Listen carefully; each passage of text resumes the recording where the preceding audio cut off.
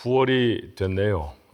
9월에도 하나님의 주시는 은혜가 우리 가족들 모두에게 풍성히 임하시기를 주님의 이름으로 축원합니다.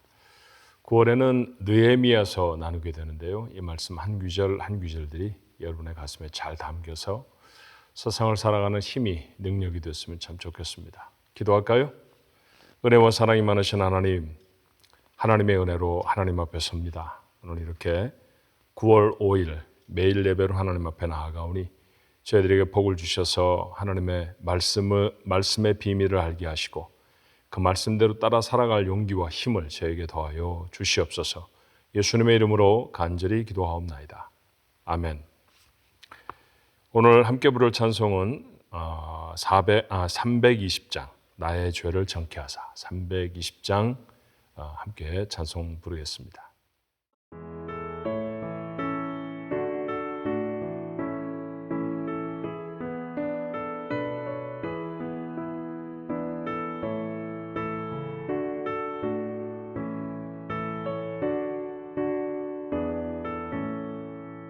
나의 죄를 정케 하사 주의 일꾼 삼으신 구세주의 넓은 사랑 항상 찬송합니다. 나를 일꾼 삼으신 주 크신 능력 주시고 언제든지 주 뜻대로 사용하여 주소서. 내게 부어주시려고 은혜에 예비하신 주 주의 은혜 채워주사 능력 있게 하소서. 나를 일꾼 삼으신 주 크신 능력 주시고 언제든지 주 뜻대로 사용하여 주소서.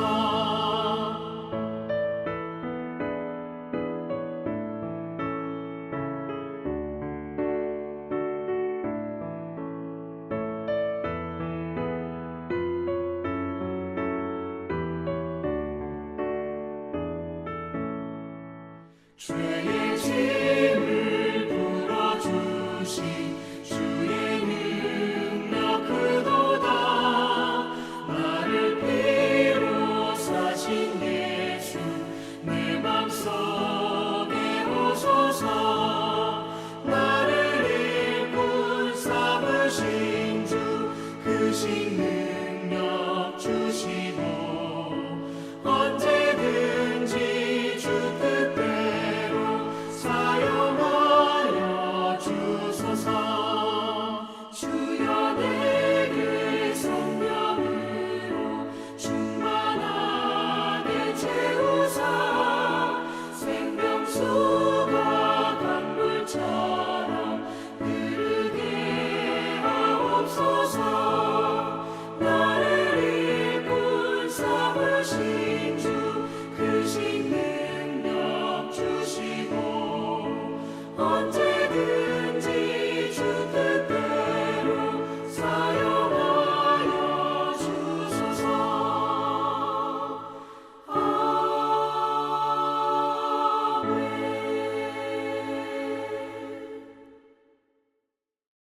주신 말씀 느헤미야서 3장 15절로 32절의 말씀입니다.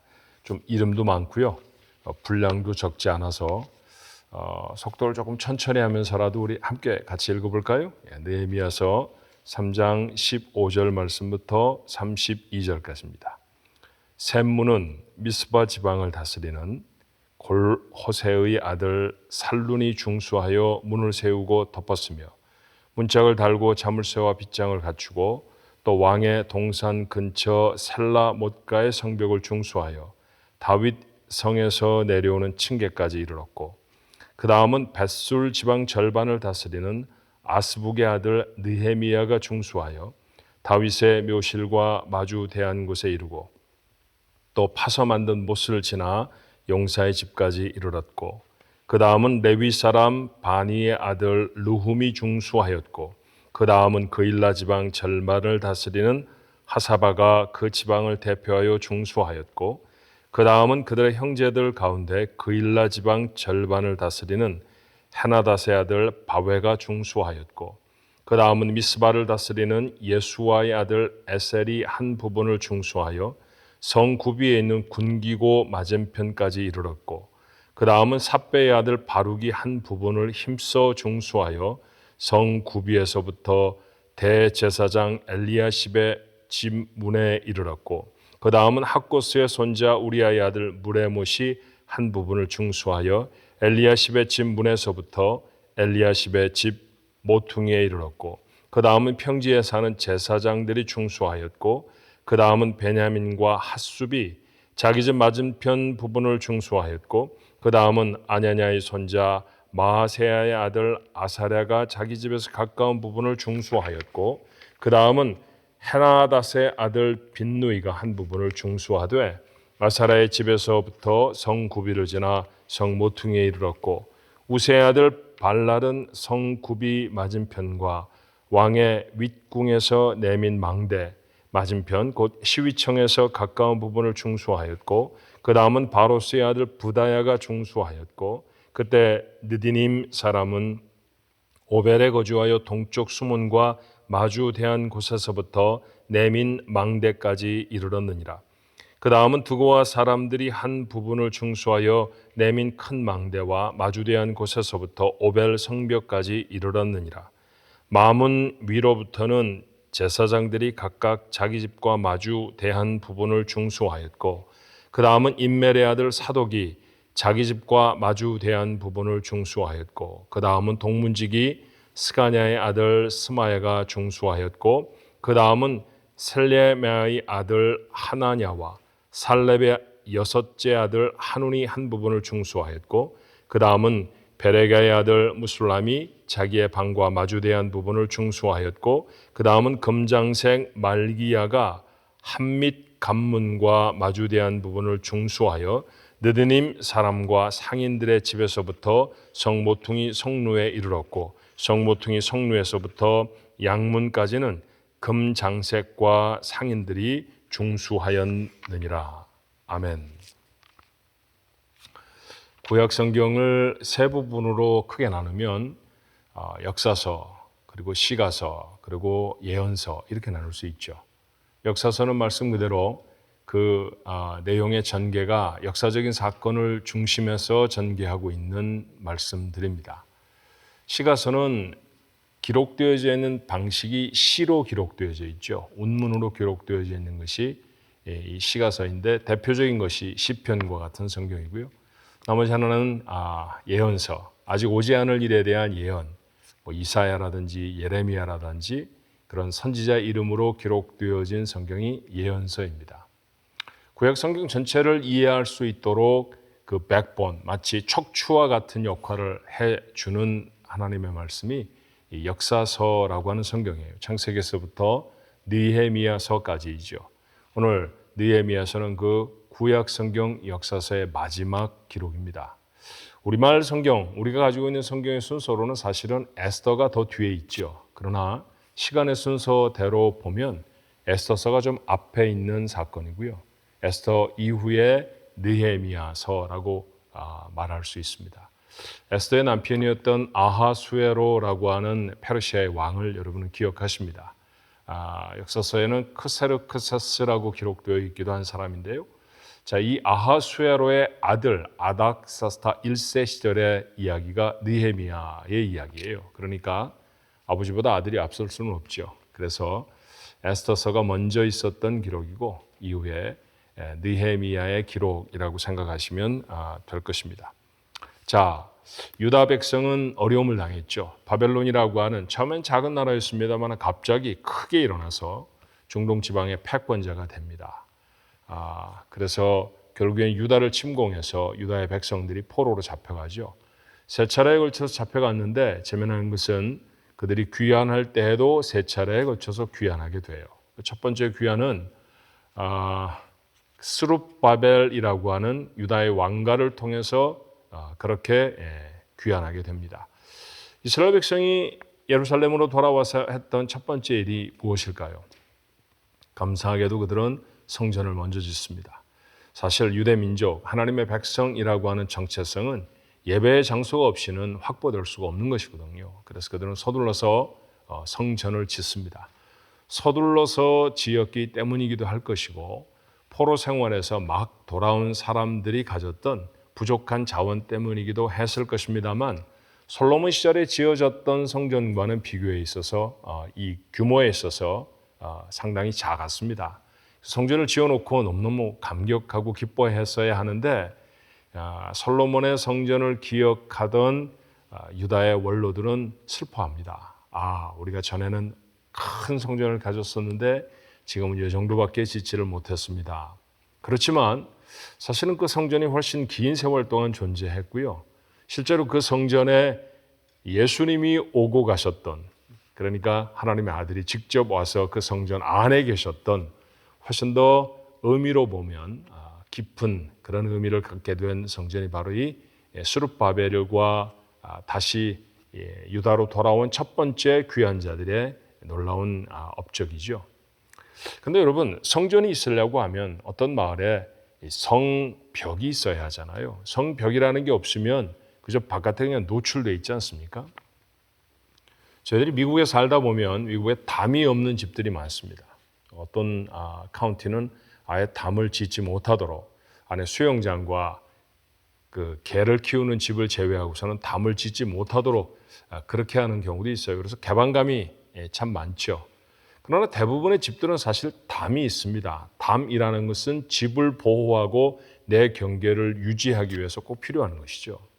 국가에는 반드시 있어야 합니다. 왜냐하면 외침이 많기 때문에 바깥에 있는 적들이 침입해 오는 것을 막아주어야 하고 그 안에 사람들의 순수성을 지키기 위해서는 성벽이라는 것이 있어야죠. 성전을 짓고 난 사람들이 성벽을 지었던 것 같아요. 그런데 그 성벽을 짓는데 방해도 많았고 자원도 부족해 감당하지를 못했습니다. 그러다가 두 번째 예루살렘으로 돌아오는 사람들이 있었는데 이번에는 학사라고 불리워지는 에스라가 그들을 인솔합니다. 영적으로는 많이 깨우쳐진 사람들이 됐겠죠. 그렇지만 에스라가 돌아온 후에도 성벽은 지어지지를 못해요. 그런 상태로 제법 세월이 지나갑니다. 그때 느헤미야라고 하는 사람은 페르시아 제국의 왕의 가장 곁에 있는 술 맡은 관원이었습니다. 왕의 잔에다가 술을 따라주는 역할을 하는 사람, 그래서 술관원 이렇게 불리워지죠. 뭐 그런 일을 하는 관원이 있었겠나 여러분 생각하시지만 우리 한국의 사극을 보면 기미상궁이라는 거 있다는 거 여러분 아시죠? 왕이 이 식사 자리 밥상을 받으면 왕의 밥상은 수라상 그렇게 말하나요? 그 수라상을 받으면 혹시 누군가가 독을 탔을지도 모르니까 그 왕이 드시기 전에 하나씩 다 집어서 먹어봅니다. 그러니까 특별히 사용해야 되는 도구가 은으로 만든 접은 은으로 만든 수저이죠. 그것으로 국에도 담가보고 반찬도 집어 먹어보고 아주 적은 양이지만 모든 음식을 다 먹어봅니다. 그래서 그가 대었던 저분이나 수저의 색깔이 변하지 않고 또 섭취를 했던 상궁이 멀쩡하면 그때부터 왕이 식사를 하게 되는 거죠. 그런 거 하는 사람이 기미상궁입니다. 여러분 기미상궁의 지위가 낮나요? 그렇지 않죠. 상당히 높습니다. 그 상궁들 중에 가장 우두머리라 할 정도로 높은 사람입니다. 우리가 그런 것을 상상해 보면 왕의 잔에다가 술을 따라주는 사람은 왕이 가장 믿을 만한 사람이라는 것이죠. 혹시 잘못된 독이라든지 그런 잘못된 그런 물건들이 그곳에 담겨지지 않도록 그것을 미리 다 관리하고 준비해서 왕의 잔에다가 술을 따라주는 사람이니까 술만 따라주는 사람이 아니라 사실은 왕이 가장 신뢰하는 사람이죠. 그러니 그와 함께 정책을 의논하기도 하고요. 그와 함께 중요한 일들을 계획하기도 했을 것입니다. 그렇게 중요한 사람이 돼요. 느헤미야는 유대인입니다. 포로로 잡혀갔던 사람 중에 후손이에요. 그런데 그런 사람이 왕의 가장 최측근이 되어졌다라고 말하면 출세한 이민자이죠. 느헤미야는 그렇게 출세한 사람이었습니다. 궁궐에서 보통 일을 보고 있는데 어느 날 예루살렘에서 온 사람으로부터 참 참담한 소식을 들어요. 그것은 뭐냐 하면 아직 성벽이 지어지지 않았기 때문에 짓다가 마른 그런 성벽들은 허물어지기도 하고 성문은 불타기도 해서 성전이 쉽게 유리되어지고 있다라는 얘기를 듣습니다. 아무나 출입하기도 하고요. 심지어는 와서 장사하는 사람들은 페르시아 지역의 상인들은 그곳에 좌판을 깔아놓고 장사하기도 하고 뭐 그랬다는 것이죠. 느헤미야가 너무너무 마음이 아팠어요. 하나님을 예배하고 민족의 정체성을 지켜주어야 할 성전이 어떻게 이렇게 되었는가 속이 상했죠. 눈물로 하나님 앞에 기도합니다. 그 기도가 회개의 기도였어요. 하나님, 저희들이 하나님 앞에 범죄해서 이런 일들이 있습니다. 용서해 주시고 회복시켜 주옵소서. 4개월을 그렇게 기도하고 난 후에 그는 왕에게 나아가 부탁을 합니다. 제 고국의 상황이 어렵습니다. 그러니까 잠시 말미를 주시면 제가 예루살렘에 가서 성벽을 좀 재건하고 돌아오고 싶습니다. 어렵게 꺼낸 말인데 그런데 왕이 선뜻 허락을 해 주었습니다. 4개월 기도한 기도의 결과였죠. 느헤미야는 한 걸음 더 나가요. 제가 그곳에 가는 것만 허락해 주실 것이 아니라 그곳에 제가 가서 전을 지킬 수 있는 그런 성벽을 만들어야 하니까 그걸 만들 수 있는 자원도 좀 주십시오. 나무도 주시고 돌도 좀 주시고 그렇게 좀 주십시오. 그것도 허락을 받습니다. 그래서 느헤미야가 다시 고국으로 돌아올 때 그와 함께 하였던 사람, 역사적으로는 제3차 귀환이라고 하죠. 그렇게 느헤미야는 총독이 되어져서 돌아와 벽을 짓습니다. 아주 짧은 시간 동안에 성벽을 지어내요. 그런데 그 성벽을 지어내는데 동원된 사람들, 그 성벽의 건축에 종사하여 주었던, 수고하여 주었던 사람들의 이름들을 느헤미야 3장 전체를 통해서 우리에게 기록해 줍니다. 사실 잘 모르는 이름들이 태반이죠. 누군지 잘 모릅니다. 어떤 사람인지, 그리고 이곳에 단 한 번밖에 기록되지 않은 사람들도 있어요. 그런데도 성경, 하나님의 말씀은 이들의 이름을 기록하는데 왜 이 많은 분량을 할애하며 기록했을까요? 말씀을 묵상하고 다시 묵상하고 다시 묵상하며 이런 생각이 들었습니다. 우리는 잘 모르는 이름들이지만 하나님은 기억하고 계시는 이름이라는 것이죠. 유명하지 않은 사람일 수 있습니다만 하나님께는 너무나 소중한 사람, 그래서 하나님의 말씀 가운데 담아 기억해 주셨던 사람이라는 거예요. 여러분, 오늘 이 말씀이 우리에게 주는 교훈이 무엇일까요? 난 여러분에게 이렇게 도전하고 싶습니다. 선한 일에 힘쓰십시오. 아무도 알아주지 않아도 괜찮습니다. 유명하지 않은 사람이라도 괜찮아요. 교회 아주 작은 일이라도 여러분이 섬겨주셨으면 좋겠습니다. 선교하는 일에 여러분의 아주 작은 힘이라도 함께 나누십시오. 여러분의 주변에 무엇인가 선한 일을 하나님이 여러분의 마음에 도전하시면 그 일을 위해 여러분의 손을 내밀 수 있기를 바랍니다. 그렇게 아주 작은 선행이라도 감당하는 사람. 오늘 여기 말씀에 보면 어떤 사람은 자기 집 앞에 성벽을 쌓았다 그랬잖아요. 자기 집 앞에만 겨우 감당할 수 있을 정도로 그들은 재정적으로는 힘이 넉넉하지 않았던 사람들이라는 뜻입니다. 그럼에도 불구하고 그들의 이름이 많은 성벽을 쌓았던, 긴 성벽을 축소했던 사람들과 조금도 차별 없이 성경에 기록되어 있어요. 하나님께는 중심이 훨씬 더 중요할 것입니다. 하나님 앞에 어떤 중심으로 이 선한 일에 나서는가, 그것이 하나님의 기억하심을 입는 우리의 삶이 되지 않을까요? 오늘 또 하루를 하나님이 우리에게 선물로 주셨죠. 이 하루를 살아가며 여러분의 삶에 선한 일이 담겨지길 바랍니다. 그 선한 일로 하나님은 우리를 기억하실 거예요. 하나님이 기억하실 수 있는 하루를 살아내는 우리 가족 모두가 되시기를 주님의 이름으로 축원합니다. 기도하겠습니다. 사람이 기억해 주는 것은 얼마나 좋아하는지 모릅니다. 그러나 이 세상에 살았던 수많은 사람들이 기억해 주는 이름이 아니라 시간과 공간을 초월해 영원토록 계신 하나님이 기억하시는 이름, 그 이름이 되어야 하지 않겠습니까? 돌아와 겨우 세워진 성전, 그 성전을 보호할 성벽을 짓고 있는 느헤미야, 그 일에 동참한 사람들의 이름을 느헤미야는 빠짐없이 기록합니다. 하나님 것을 하나님의 말씀 속에 담아 오늘 몇천 년이 지난 후에 우리에게 읽게 하시지요. 어떤 의미가 있었는지를 생각해 보았습니다. 작은 선행이라도 하나님은 반드시 기억하신다라고 하는 것인데, 하나님, 우리의 삶의 형편이 어떻든지 우리가 할 수 있는 최선을 다해 거룩하고 선한 일에 힘쓰는 저희가 되게 해 주옵소서. 교회를 섬기게 하시고 선교제를 섬기게 하시고 우리에게 주신 남 섬김의 귀한 사명을 잘 감당할 수 있도록 하나님 축복해 주옵소서. 그리할 때 우리의 이름도 오늘 이곳에 기록되어져 있는 사람들처럼 하나님께 기억되어질 것입니다. 선하고 복된 일로 하나님의 기억이 되는 귀한 삶을 오늘 하루도 살아내도록 축복하시고 힘을 더하여 주옵소서. 예수님의 이름으로 간절히 기도하옵나이다.